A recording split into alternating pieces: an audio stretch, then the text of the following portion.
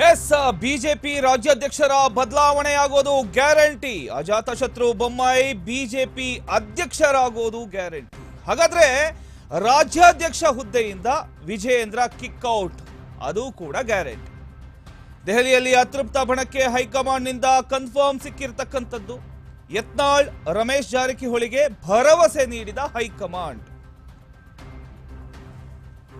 ಆದರೆ ಸಂಸತ್ ಅಧಿವೇಶನದ ಹಿನ್ನೆಲೆಯಲ್ಲಿ ಅಮಿತ್ ಶಾ ಅವರನ್ನ ಭೇಟಿಯಾಗೋದಕ್ಕೆ ಆಗಲಿಲ್ಲ. ಇನ್ನೊಂದು ಕಡೆ ಕುಂಭಮೇಳ ಸ್ನಾನಕ್ಕೆ ಹೋಗಿದ್ದ ಪ್ರಧಾನಿ ಮೋದಿ ಅವರು ಕೂಡ ಸಿಕ್ಕಿರಲಿಲ್ಲ. ಹಾಗಾದ್ರೆ ಯಾರನ್ನ ಭೇಟಿಯಾದ್ರು? ಎಸ್, ಇವರು ನಡ್ಡಾ ಅವರನ್ನ ಭೇಟಿಯಾಗಿದ್ದಾರೆ. ನಡ್ಡಾ ಅವರ ಮೂಲಕ ಸ್ಪಷ್ಟ ಸಂದೇಶ ಕೊಟ್ಟ ಬಿಜೆಪಿ ವರಿಷ್ಠರು. ನಡ್ಡಾ ಭೇಟಿಯಾಗಿದ್ದ ಯತ್ನಾಳ್, ಸಾಹುಕಾರ್, ಕುಮಾರ್ ಬಂಗಾರಪ್ಪ.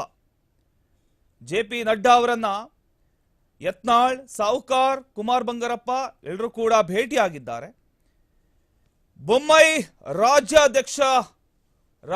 ಬೊಮ್ಮಾಯಿ ಅವರನ್ನ ರಾಜ್ಯಾಧ್ಯಕ್ಷರಾಗಿ ಮಾಡಿದ್ರೆ ನಿಮಗೆ ಯಾವುದೇ ಅಭ್ಯಂತರ ಇಲ್ವಾ ಅಂತ ಕೇಳಿದ್ದಾರೆ. ಬೊಮ್ಮಾಯಿ ಅವರಾದ್ರೆ ತುಂಬಾ ಸಂತೋಷ ಅಂತ ಯತ್ನಾಳ್ ಹಾಗೂ ಟೀಮ್ ಹೇಳಿದ್ದಾರೆ. ಬೊಮ್ಮಾಯಿಗೆ ಪಟ್ಟ ಕಟ್ಟಿದ್ರೆ ಯಾವುದೇ ರೀತಿಯ ಗೊಂದಲ ಇರೋದಿಲ್ಲ, ಅವರು ಎಲ್ಲರನ್ನ ನಿಭಾಯಿಸ್ಕೊಂಡು ಹೋಗ್ತಾರೆ. ಬೊಮ್ಮಾಯಿ ತುಂಬಾ ಡೌನ್ ಟು ಅರ್ತ್, ಸೌಮ್ಯ ಸ್ವಭಾವದವರು. ಬೊಮ್ಮಾಯಿ ಅಂತ ಲೀಡರ್ ಸದ್ಯಕ್ಕೆ ಬಿಜೆಪಿಯಲ್ಲಿ ಯಾರೂ ಇಲ್ಲ, ಅವರನ್ನೇ ಮಾಡಿ ಅಂತ ಫುಲ್ ವೋಟ್ ಹಾಕಿರ್ತಕ್ಕಂಥ ಯತ್ನಾಳ್ ಟೀಮ್. ಪ್ರತಿಪಕ್ಷ ನಾಯಕರಾಗಿ ಆರ್ ಅಶೋಕ್ ಮುಂದುವರಿಕೆ. ಅಶೋಕ್ ಅವರಿಂದಲೂ ಕೂಡ ಅಭಿಪ್ರಾಯ ಸಂಗ್ರಹಿಸಿರ್ತಕ್ಕಂಥ ವರಿಷ್ಠರು. ಬೊಮ್ಮಾಯಿ ಪರ ಬ್ಯಾಟ್ ಬೀಸಿರೋ ಸಾಮ್ರಾಟ್ ಅಶೋಕ್. ಇನ್ನು ಕರಾವಳಿ, ಉತ್ತರ ಕರ್ನಾಟಕದ ಶಾಸಕರಿಂದಲೂ ಬೊಮ್ಮಾಯಿಗೆ ಎಲ್ಲಾ ರೀತಿಯ ಬೆಂಬಲ ಸಿಕ್ಕಿರ್ತಕ್ಕಂಥದ್ದು.